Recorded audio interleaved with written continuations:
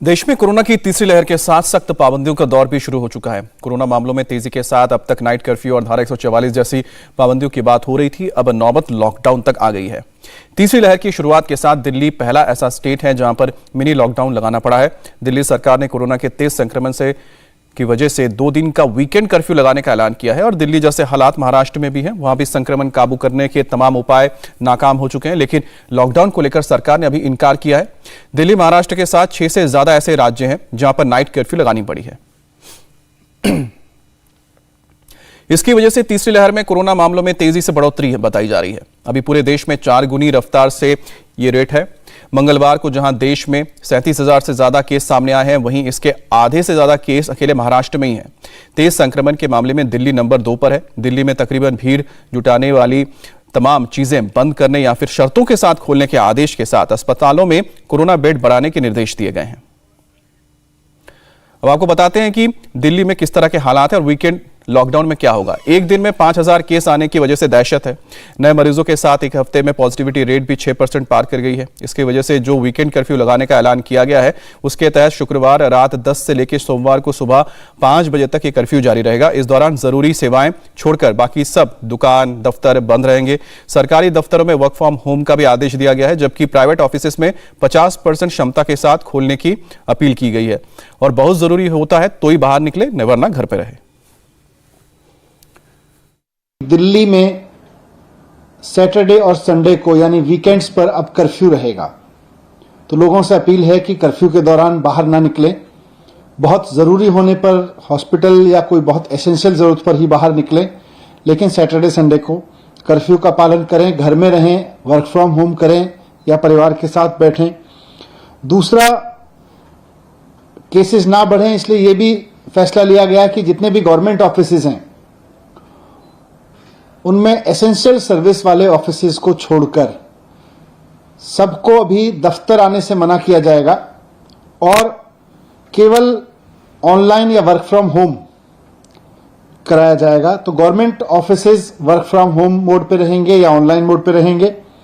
Private offices को 50% allow किया जाएगा, वो 50% कैपेसिटी ऑफलाइन रखें और 50% ऑनलाइन या वर्क फ्रॉम होम रखें।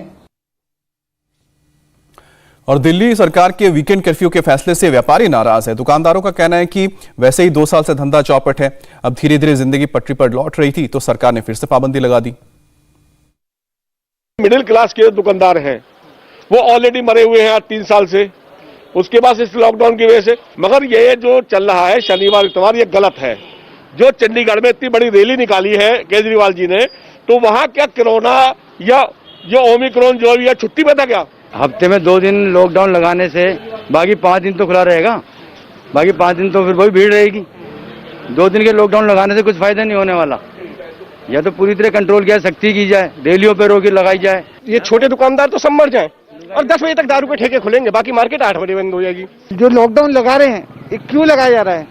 कोरोना तो फिर भी बढ़ रहा है, या तो पूरा लॉकडाउन लगा जाए। लॉकडाउन कोई समाधान नहीं है।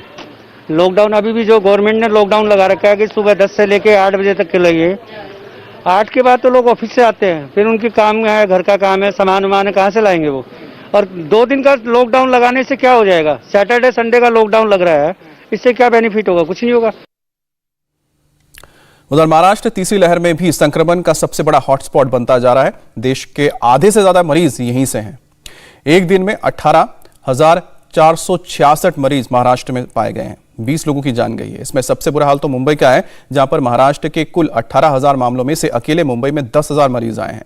राज्य में धारा 144 और नाइट कर्फ्यू जैसे उपाय पहले से आजमाए जा चुके हैं, लेकिन संक्रमण की रफ्तार को रोकने में ये कुछ खास कामयाब साबित नहीं हुए। इस दौरान स्कूल कॉलेज बंद किए गए हैं, होटल रेस्टोरेंट पर सख्ती की गई है, लेकिन भीड़ तो रुकी नहीं रही है। अब एक तरह से देखें तो महाराष्ट्र में हालात पर कंट्रोल के लिए लॉकडाउन ही एकमात्र विकल्प नजर आता है, लेकिन मौजूदा हालात को देखते हुए सरकार ने लॉकडाउन पर अभी कोई फैसला नहीं लिया है।